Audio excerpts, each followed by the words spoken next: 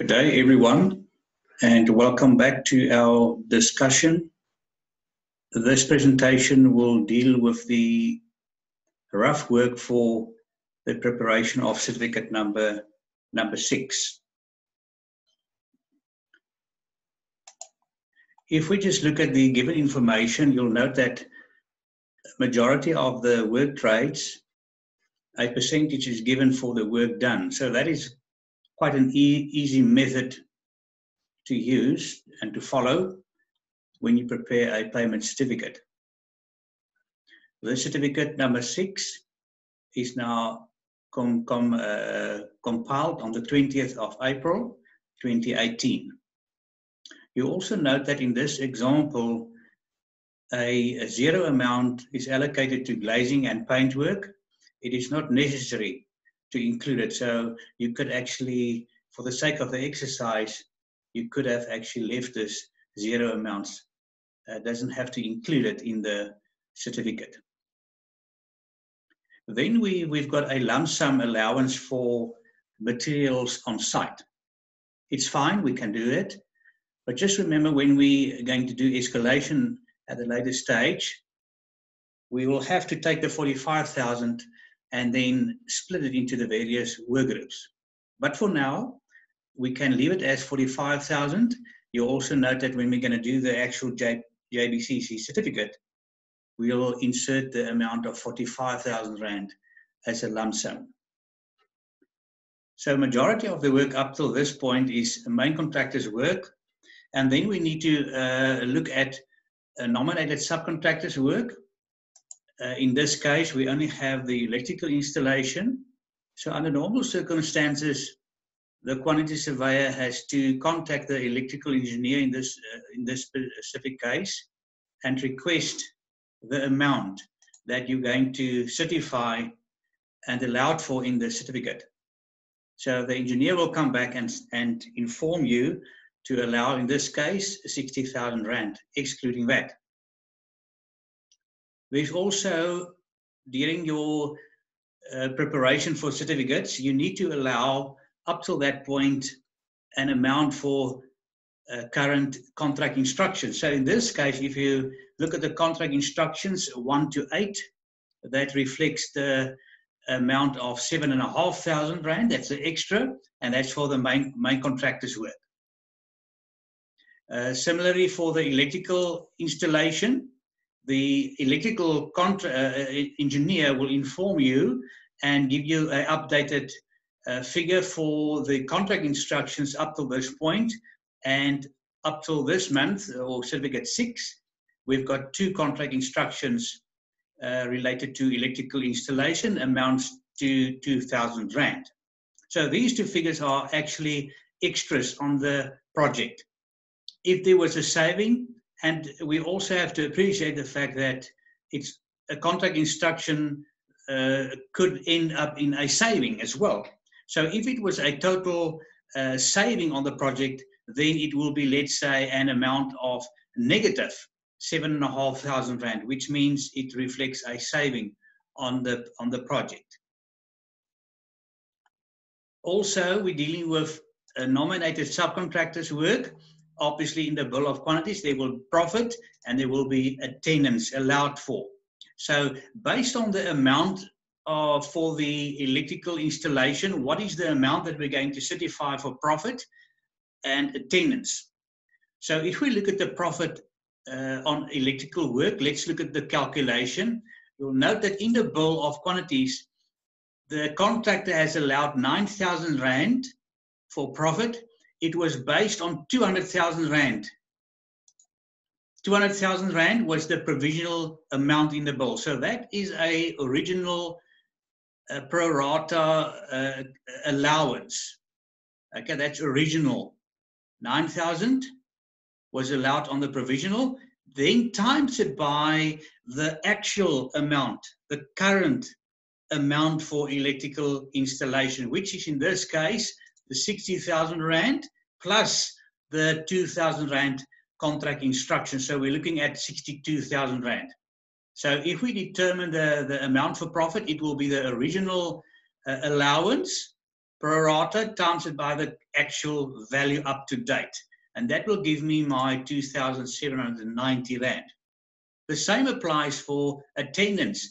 The original allowance, pro rata, in that case, 2,000 was priced on the provisional amount of 200,000 Rand, times it by the current value of 62,000, and that will give me then a value of 620 for attendance.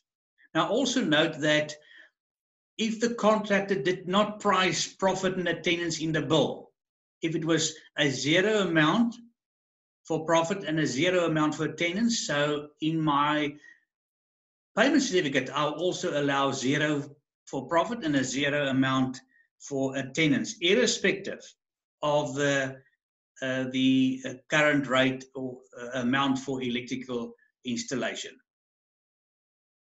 So if there was no allowance for profit and attendance in the bill, you're not going to pay the contractor any profit and attendance. So if we add up all the amounts, that gives me then a total figure of 1.378 million. We still have to pay the contractor for preliminaries.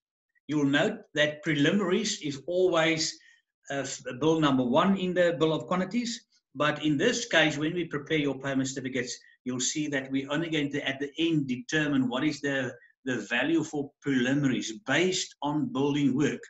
So this amount here of 1,378 is actually building work. The amount of building work in the bill of quantities, or in this case, the amount of building work up till the end of the 6 month, certificate 6. So based on this value, what is then our portion that we have to pay the contractor for preliminaries? And this calculation is also a pro rata calculation.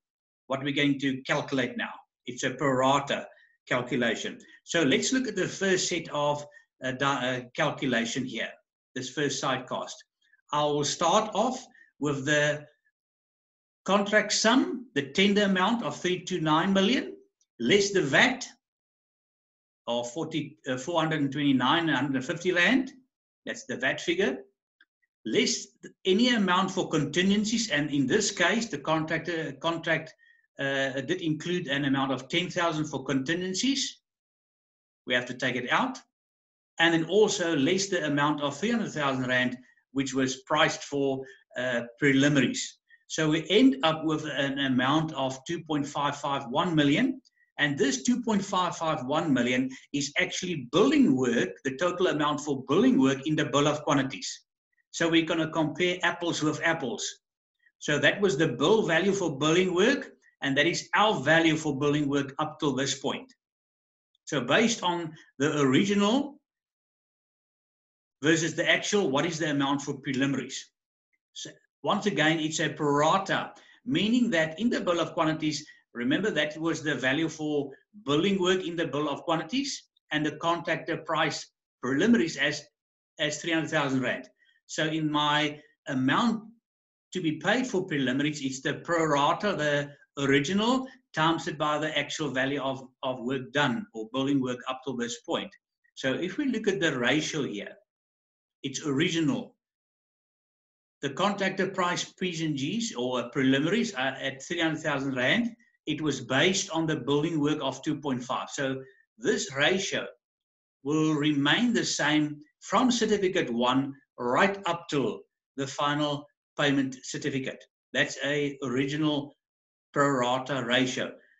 Preliminaries in the bill, base it on the bill value for building work, okay, the 2.551, times it by your actual value for building work up till this point, and that gives you a figure of 162,101 Rand and 31 cents.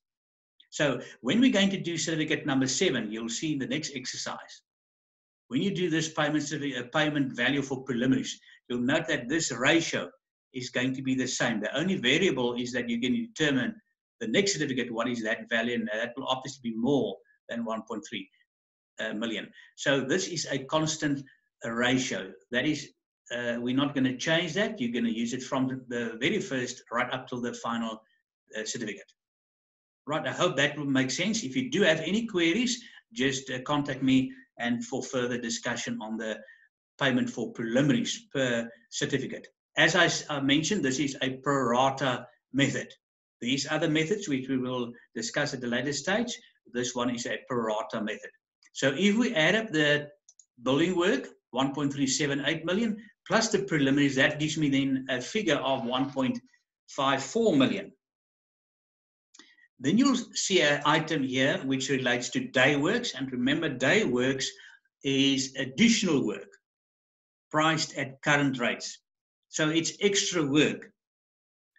And obviously in this exercise, you'll see there's none. It's a zero amount.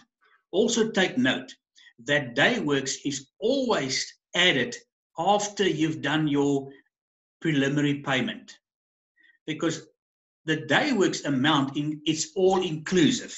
It includes material, labor, overheads, and profit, as well as a portion for preliminaries. So day works will always follow the preliminary payment and not add the day works before the preliminaries, right? So the preliminary payment excludes day works. So therefore, day works, we will add day works after we've calculated the actual payment for preliminaries, right?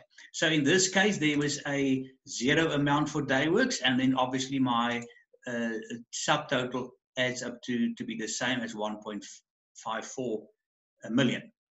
Now, people, we could have stopped here, and I think that is the main figure that I'm looking at the moment.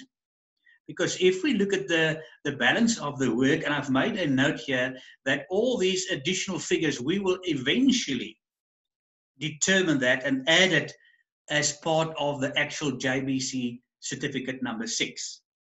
So in a nutshell here, we could actually stop at this point, at this point.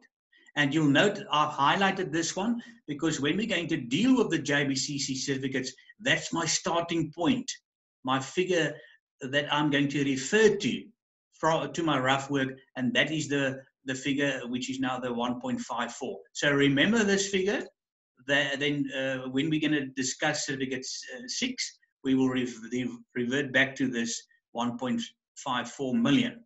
As I said, not necessary to complete the certificate. We will do that in the certificate number 6. Right. So in the next presentation, we will continue, and we will then discuss the JBCC certificate for the main contractor, your recovery statement, as well as the payment notifications, etc., for your nominated subcontractors' work. I hope you've learned something today. And then, as I said, if you do have any queries still, you are welcome to email me and I'll revert back to you. I'll see you next time.